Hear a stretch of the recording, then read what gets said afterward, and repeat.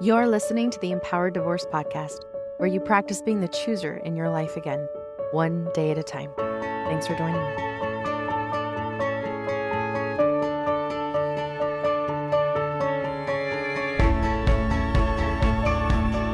Hello, my amazing listeners. I am talking about a really hard topic, parenting with a narcissist. I am not an expert in narcissism, but I am an expert in what I know. So not only from my own experience, but from what I have learned and studied and been familiar with and observed over the years as I have worked with so many women who have been married to and are now trying to parent with a narcissist. Episodes like this and the reality of what you're up against can feel overwhelming and as if you will never be able to be happy again or your kids will be happy again. It can feel hopeless and just too much. But my hope for you today is that you can better understand their part, why they're doing what they're doing, so that you can more clearly choose your part. And you absolutely get to choose how you think and feel about all of it. You are done giving him the power. Take it back, especially here in parenting. So I'm actually going to start off this episode with talking about the second pillar. The first pillar is awareness. The second one is acceptance. And I'm starting off with acceptance because so many of you are aware of the narcissistic behaviors and tendencies, yet can get really stuck here in the lack of accepting these tendencies and the behaviors and how they're impacting you, or accepting that this is how the parent is. Because when we are not accepting who the other parent is, not accepting that they are toxic, they are narcissistic, that they are manipulative, when they do something difficult or unhealthy, it's how could they do this? Why would they do this? Why are they making this so difficult? So you're struggling to accept that this is the way that the person is showing up in life. Of course, we don't want to deal with that difficult personality. Of course, we don't want our children to have to be impacted by that. Of course, we want our children to have the best. We want what's best for them. There's so much already on your plate trying to understand why this person is making your life difficult after divorce, during the marriage, trying to understand them, trying to get into their head. Why is this parent making my life more difficult? Why can't they just move on? Why can't they leave me alone? That power and control of the narcissist is going to shift over to the co-parenting, and they won't have the child's best interest first. And when you're dealing with this type of person, you need to understand that this is a game that's going on, right? That there's going to be ups and there's going to be downs. And when they're not happy in their own life, then you and the kids are going to be the emotional punching bag. And maybe when they are happy or they're with a new romantic partner, then you're going to get the up. Maybe that's when you get child support.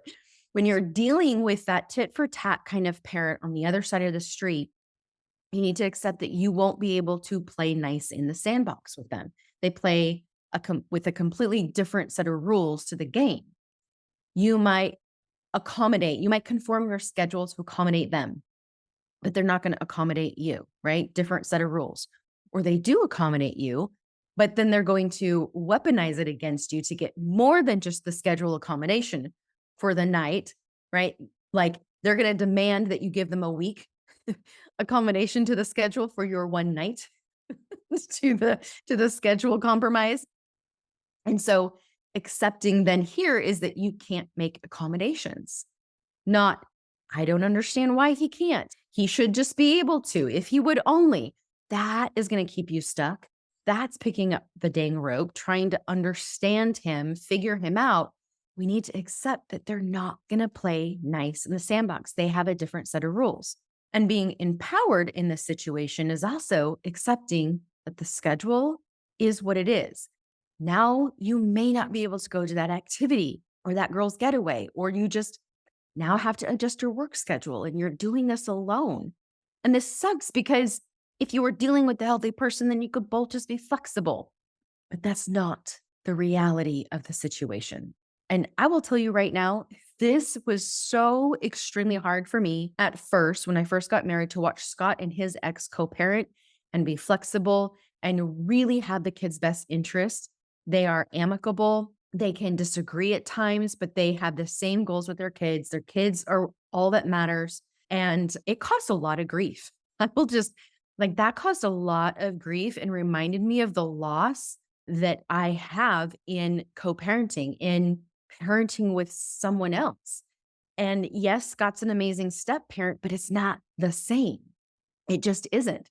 So there was a lot of grieving that first year or two in marriage, watching what could have been, what could be, and accepting and feeling the grief of accepting their reality that it isn't. And that's not part of my story. Another acceptance here that I see that can get in the way of parenting with X is believing that they love your kids the same way that you do. They do not. Parenting with a narcissist, and this is tricky, and I'm going to go into more around the different types of narcissists here in a minute, but it can seem like they love your kids. It can seem to others that they love your kids just like you do.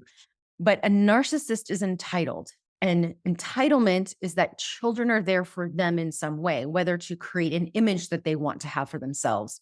The kids are that tool to the mask that they want to show the public, that they want to show others, maybe even you.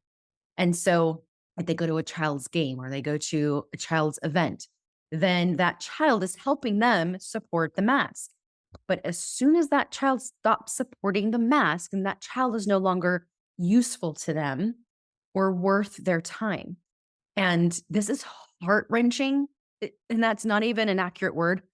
Like, I don't even know how to describe what that experience was like watching this play out right in front of my eyes with my youngest and his other parent.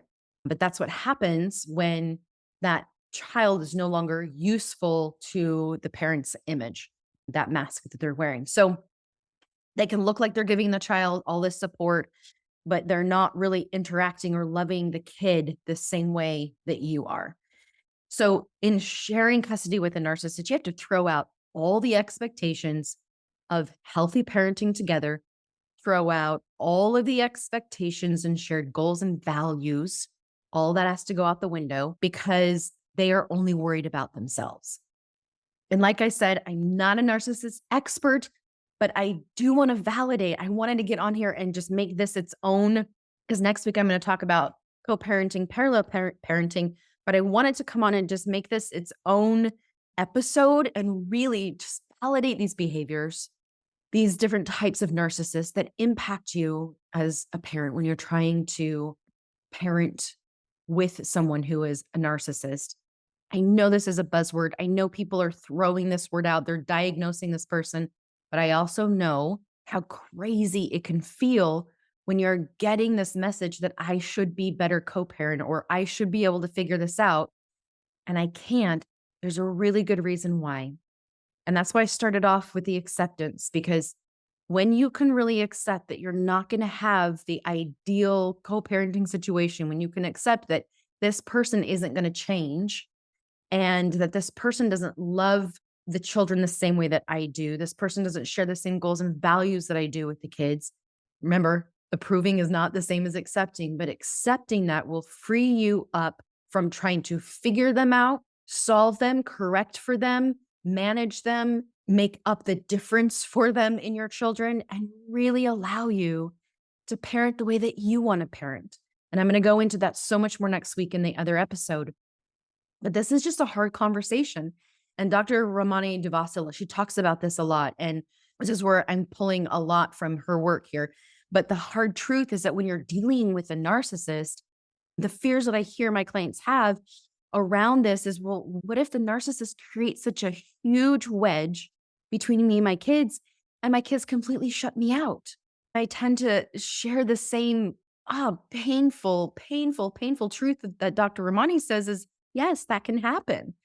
When you have a skilled narcissist, yes, that wedge can be put in between you and your kids. Or what if my kids are so impacted by his narcissistic behavior? And again, yes, they will be impacted in many ways.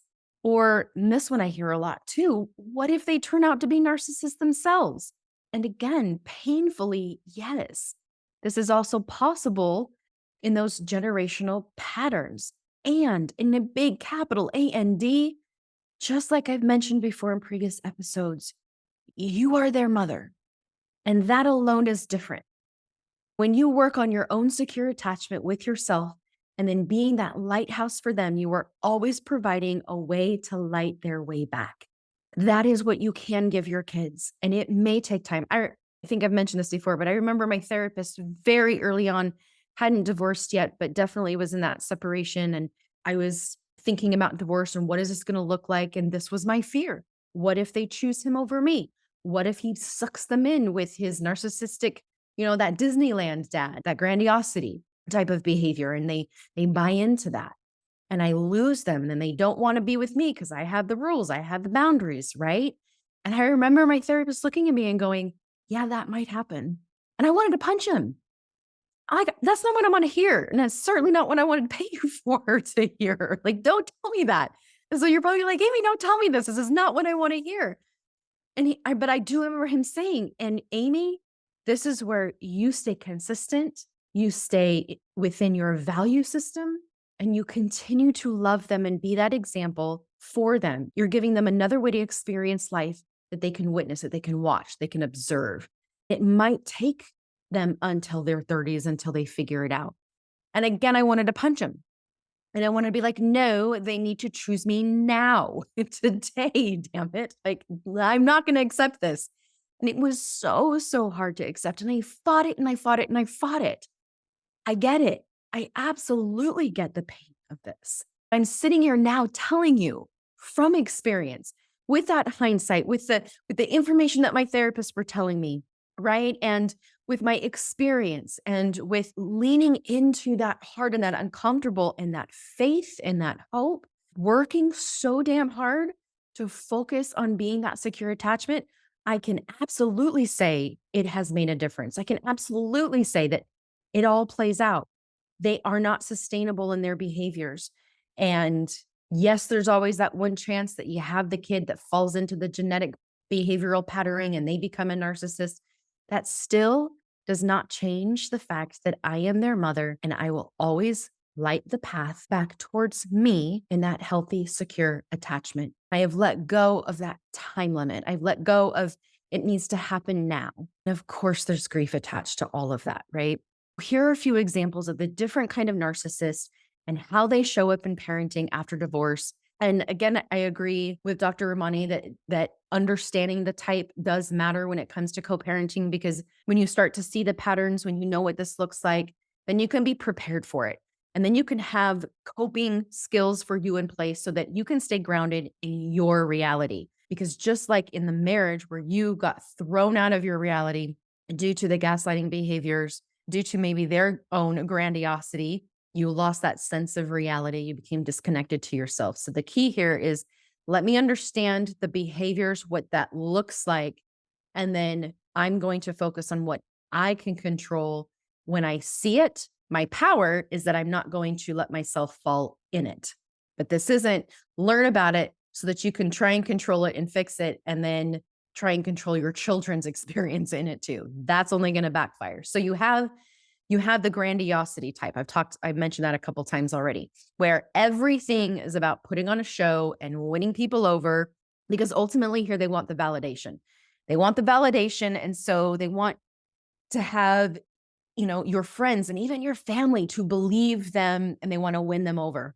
My ex reached out to my mother for years after trying to, again, win her over, get her on his side because he wanted to be validated by her. This is also where you're going to have Disneyland dad, again, trying to win the kids over. They'll get very frustrated with the kids because they like the idea of kids, but not the inconvenience of kids. This is where you probably had the bulk of the responsibility of those children in the relationship, but they're wanting the image of the kids that the kids give them. And so this act of parenting is all very, very superficial. And then you have the malignant type of narcissist in parenting. And this is when they have some grandiose characteristics, but the malignant's going to take it up a notch. This is where they are going to find every loophole in the court system. They are going to maybe monitor you, track you, stalk you. They are willing to spend thousands of dollars in courts and to a lawyer to punish you, to hurt you. They would much rather give the money to a lawyer than to give it to you, because it's all about winning. It's all about winning in this malignant type of narcissist and about hurting you. And if they can use the kids to weaponize to hurt you, then they will do that as well. And then we have the covert narcissist, right? Where they still will remain the victim. They're going to then share their victimhood with your children. This is where they're going to try to turn your kids against you.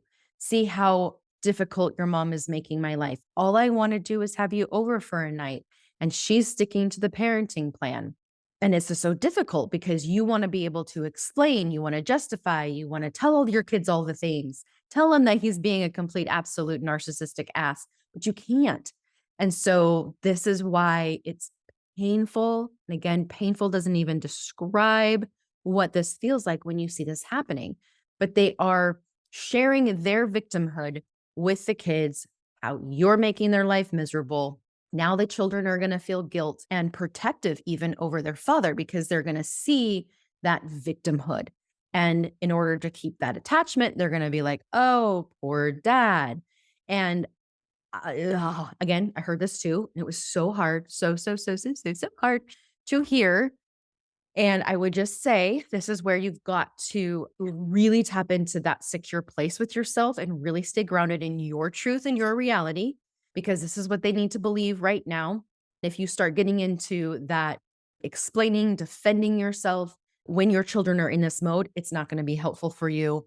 It could and most often does backfire. And then you have the communal narcissist. This is the do-gooder. This one, and I didn't know that they actually had a name for this, but I was like, haha, yes, I totally can relate to this. I totally saw this play out too, but it's called the communal narcissist. And they are the ones that really derive their identity to get validation by others because they want to be seen as the hero. They want to look like the great one. They want to look like the one that is so great and doing great. This is where you will hear people say, "Oh my gosh, you got divorced, really? But he's so great. He's so awesome. He's so this, he's so whatever." He just looks like this amazing like hero to your children, to other people. And the communal narcissist is going to continue to derive their identity from their children and then want to parade around their parentness without really wanting to do the work around being a parent. They just want the validation for being publicly involved as a parent because they're still going to engage in high conflict behaviors behind closed doors. They're still going to send you the nasty text messages. They're still going to try to get you on that phone and rip you a new one. But in public, they use their children to look like the hero or the good guy. These are the ones that are like in it for the Photoshop, right? They want to take that photo of them and the kids, throw it on social media, and call themselves a good parent so that other people can see the image that they're trying to create using the children. But you're still dealing with the day to day around the kids. You're dealing with the meltdowns. And then you're going to be undermined and criticized for how you deal with the actual parenting. You're going to feel a real lack of support dealing with a communal narcissist because they're going to see this image and how it looks so quote unquote healthy that they don't know the things that are going to happen behind closed doors. They don't understand all of those gaslighting, manipulative, abusive behaviors and tactics that are going on behind closed doors. So this is a really, really hard one. Then you have the neglectful narcissist. This one just sucks because it hurts your children because this is where they are just disengaged. They're just not interested in kids anymore. And so they're going to just walk away. In a lot of cases that Dr. Romani was sharing, that she sees a lot of these types of narcissists actually not put up a fight in court. They just kind of walk away. They don't fight over custody. They don't want any of that responsibility. So they drop that and they just go on their way. But this hurts the child by being disengaged with the child. Now you're trying to explain to the child without throwing them under the bus why that parent isn't involved or engaged in their life. And that one is just devastating to watch happen as well. And again, totally can relate. And it's no words as a mom to describe what that feels like when you watch that happen. Then the last one is the cultural or generational narcissistic patterns. And this one is going to manifest with a lot of that family cultural dynamic, a lot of the patriarchy type of culture. Families are going to get involved in the shaming of around the divorce, shaming you about the divorce. Why couldn't you have just XYZ? And so, regardless of the circumstance, regardless of the affairs, the addictions, the abuse, there's going to be these ongoing attempts around keeping you controlled in that family dynamic. I mean, to the extent of I've heard like, well, why don't you just learn how to put up with that? Or surely you've ignored it this long, you can keep ignoring it so that you don't have to get a divorce and ruin the kids' lives. Like, you shouldn't have gotten divorced. That type of messaging. That's just more of that culture, generational, narcissistic patterns that a lot of you might be feeling from the family, which makes sense because if your ex is a narcissist, then typically they got that because there is one or two parents that are also equally narcissistic. It's usually the mother, which is really interesting. A few rules with narcissist and parallel parenting. And I'm just going to go over a couple like do's and don'ts that I say a couple. I think I have a good chunk of things to consider, of do's and don'ts to consider when you are parenting with a narcissist. And that first one is stick to the schedule. Your parenting schedule is a very expensive boundary. It is supported by the legal system. Sometimes I have to leave a little caveat there because yeah, that can sometimes be hard and exhausting to enforce, but it is better than nothing and stick to it. Drop the expectation that you can have this flexibility between you and a narcissist. That flexibility, if you want that to be on your part, then don't expect that to be reciprocated because there is not reciprocity with a narcissist. The other thing is to limit your contact to absolute essentials and with around kids only. You can be cordial, but stick to the facts, no emotions. You don't want to get sucked in to an argument with them.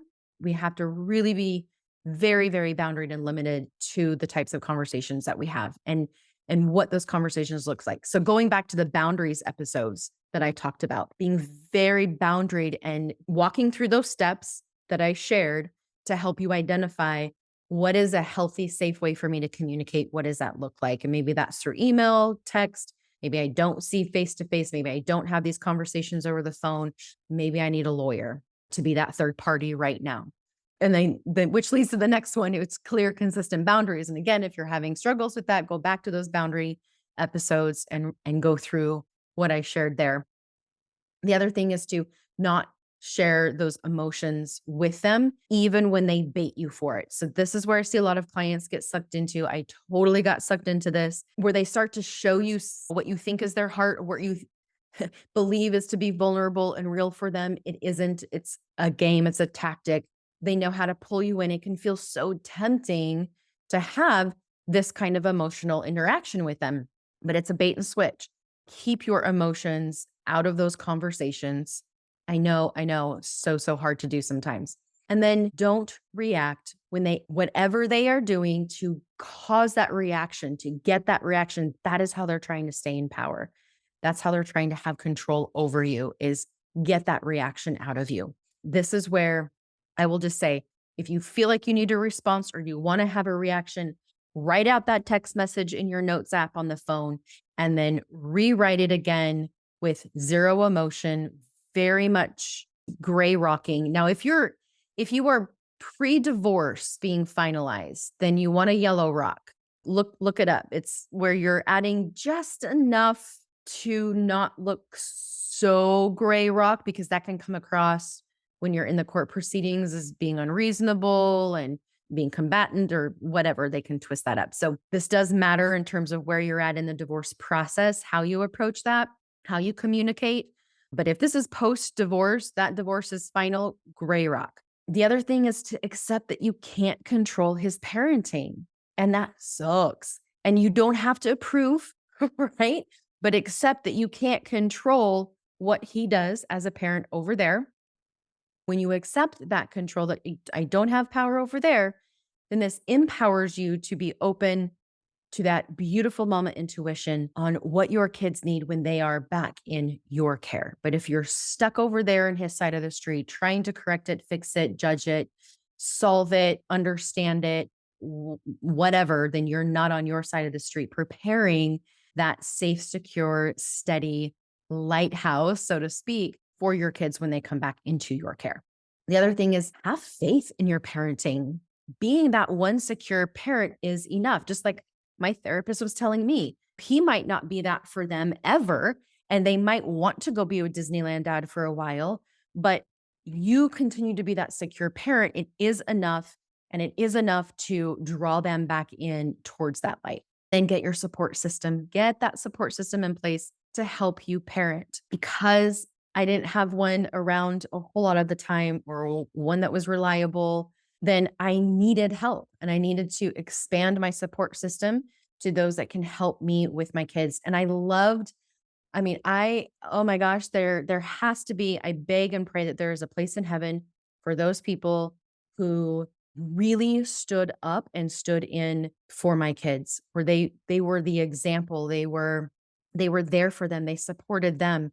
I am in awe at what they did for my kids. And I also thank myself for asking because that was hard to do. It's really hard to ask for help and to be vulnerable that way. I remember several times saying, you know what? Can you please show up for my son here? Hey, can you please teach him, this? Thank you for teaching him how to fix a sprinkler here. Thank you for showing them good work ethic. And so don't be afraid to ask for help and ask for that additional support as a parent because you are single parenting this. You're not going to have the support from a narcissist parent and teaching them these principles and tools. Then the next one is don't argue. Don't argue with him, with your ex. Don't argue with the narcissist. Don't explain. Don't try to defend. You will never win an argument with a narcissist because they will change the goalpost every single time, which then means vulnerability is not safe with them. So, zero personal information. They don't have a right to that once you're divorced. Don't take what they say at face value around the kids. Because remember, they're all about protecting their image. So, whatever they're telling you in terms of the kids, don't take that at face value. Really do your own investigation, but trusting that beautiful mama intuition there as well. Then just plan on them, if they haven't already, projecting their behaviors onto you. So don't give whatever they're self projecting any weight or consideration, which then means don't share concerns about kids with your ex.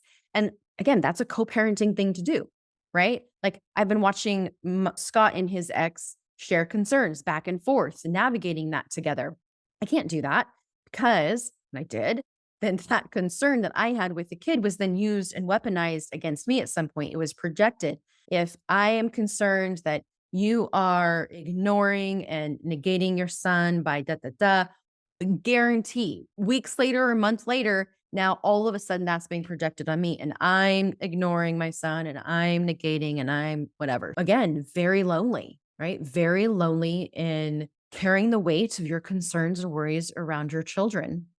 Like I mentioned, I don't know, a few episodes ago, like several times do I find myself just grieving in my closet, taking that space to cry as I am the only parent of my children that is this weighed down and concerned when difficult things arise, which leads to the next one. And that is do not blame yourself for the narcissist behavior towards the kids. This is their behavior towards the kids. And when you blame yourself or feel guilt, then try to fix, solve, or make better, you put yourself in that triangulation and it will backfire.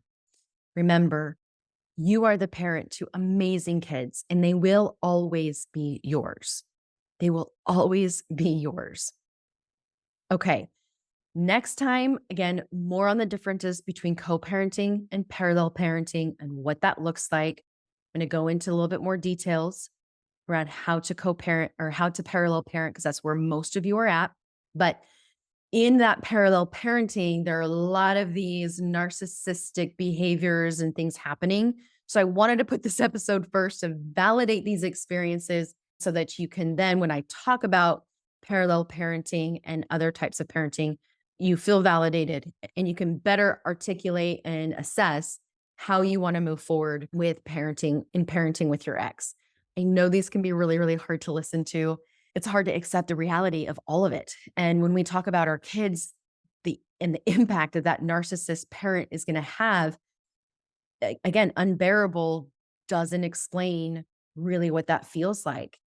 Hold on to the hope that you can create your own experience with your children. Hold on to the hope that they will feel the difference in those experiences with you versus with the other parent. Hold on to the hope that we have plenty of time. We have plenty of time to stand as a lighthouse, guiding that way. And we moms will wait and wait and wait and wait if we have to be that light to guide them back because you can. Take care, everybody. I totally understand that there are so many nuances to a woman's journey through betrayal, abuse, and divorce. There is no one size fits all, that is for sure. And there are basic principles that, when learned and applied, will help you navigate your particular heart. That's why my Believing in You coaching program members get taught those principles each week. I give them different ways of looking at it because sometimes our brains don't want to hear it a certain way. Your brain doesn't want you to be happy. Your human brain is not at all interested in your happiness and in believing something new about you or your future. It's only interested in what is the problem right now, right in front of us, or what is the problem 10 years from now, 5 minutes from now. We have to learn how to be masters of the brain. That's what I teach you to do through coaching. And this membership is the best way to get a massive amount of it, the most time with me. Check out the link in the show notes where you can either join the afternoon or evening group. If those are filled, then put your name on the wait list, and as soon as an opening pops up, you will be notified. Join Believing in You today. See you soon.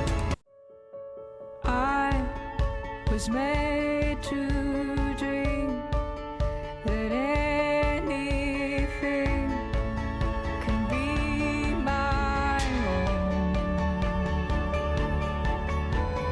I have found my home. Today will be the day it all will change. Nothing, no one's in my way. Today will be the day.